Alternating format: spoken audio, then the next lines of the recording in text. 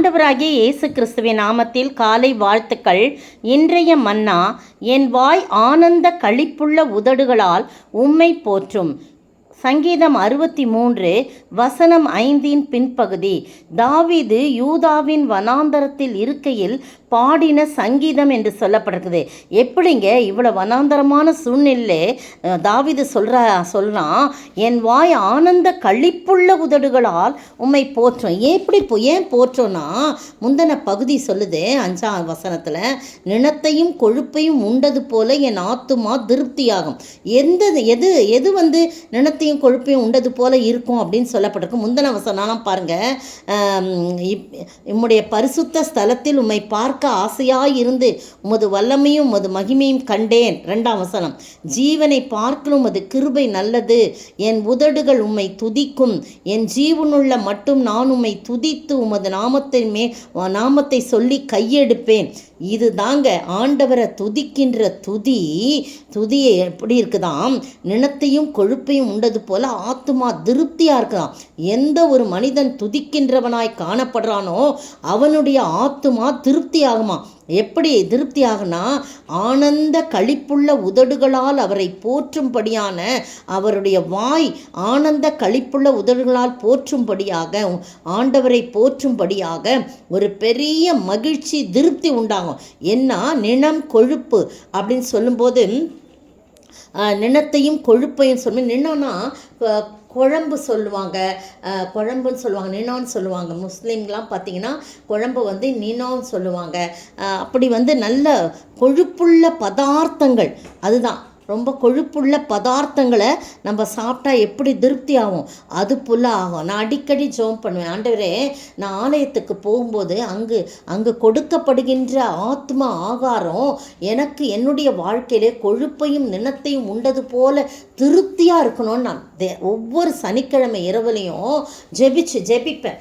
ஏன்னா அடுத்த நாள் போதகர்மார்கள் அவங்க செய்தி கொடுக்கணும். எங்கெங்கே உங்களுடைய சபையில் பிரசங்கங்கள் நடக்குதோ, எந்த சபையாக இருந்தாலும் யார் உங்களுடைய வசனத்தை விட்டு கொடுக்குறாங்களோ அது எங்களுடைய வாழ்க்கையிலே, அவருடைய வாழ்க்கையிலே கொழுப்பையும் நினத்தையும் உண்டது போல திருப்தியாக நாங்கள் வரணும் ஆண்டவரேன்னு சொல்லி ஜெபிப்பேன். ஆனால் அநேக வேளையில் என்ன பண்ணல, நமக்கு அது மாதிரி ஒரு ஆகாரம் கிடைக்கிறதில்ல. அது வேற விஷயம், அது நமக்கு இப்போ வேண்டாம்.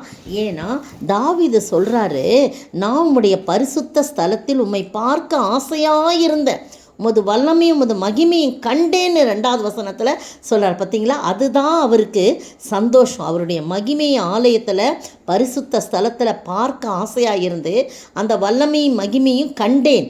அப்புறம் ஜீவனை பார்க்கலும் இந்த கிருபை நல்லது, என் உதடுகள் உம்மை துதிக்கும், என் ஜீவனுள்ள மட்டும் நான் உம்மை துதித்து உமது நாமத்தை சொல்லி கையெடுப்பேன். அதுதான் சொல்கிறாரு, நினத்தையும் கொழுப்பையும் உண்டது போல என் ஆத்துமா திருப்தியாகும், என் வாய் ஆனந்த களிப்புள்ள உதடுகளால் உம்மை போற்றி துதிக்கும். நீங்களும் நானும் ஆண்டவருடைய சமூகத்தில் அவரை துதித்து போற்றி பாடும்போது இப்படிப்பட்ட சந்தோஷத்தினாலே நம்முடைய வாய் ஆனந்த களிப்புள்ள உதடுகளால் அவரை போற்றி பாடும்படியாக நம்மை ஒப்படைப்போம். அப்படிப்பட்ட ஆசீர்வாதத்தை நாம் பெற்று வாழ ஆண்டவர் தாமே கிருபை செய்வாராக. ஆமென். துதிப்பேன் தேவனை, துதிகள் மத்தியில் வசிப்போனை, அதிசயமானவனை, அதிலும் மேலானவனை. துதிப்பேன் தேவனே, துதிகள் மத்தியில் வசிப்போனே, ஆனந்தமே பரமானந்தமே, அண்ணலை அண்டினோர்க்கானந்தமே, ஆனந்த களிப்போட உதடுகளால் எல்லா நாளும் போற்றி பாடிடுவேன், ஆனந்த களிப்புள்ள உதடுகளால் எல்லா நாளும் போற்றி பாடிடுவேன். ஸ்தோத்திரிக்கிற ஆண்டவரே, துதிக்கிற ராஜா தகப்பனே, நாங்கள் ஆனந்த களிப்புள்ள உதடுகளால் ஆண்டவரே மை துதித்து பாடி அந்த மகிழ்ச்சியை நாங்கள் பெற்றுக்கொள்ள, கொழுப்பையும் நினத்தையும் உண்டது போல ஒரு திருப்தி எங்களுடைய வாழ்க்கையிலே கிடைக்க நீர் உதவி செய்ய வேண்டும் என்று கர்த்தரும் மீட்பெரும் ராஜாவாகிய இயேசு கிறிஸ்துவின் விலையேற பெற்ற நாமத்தில் ஜெபிக்கிறேன் பிதாவே, ஆமேன்.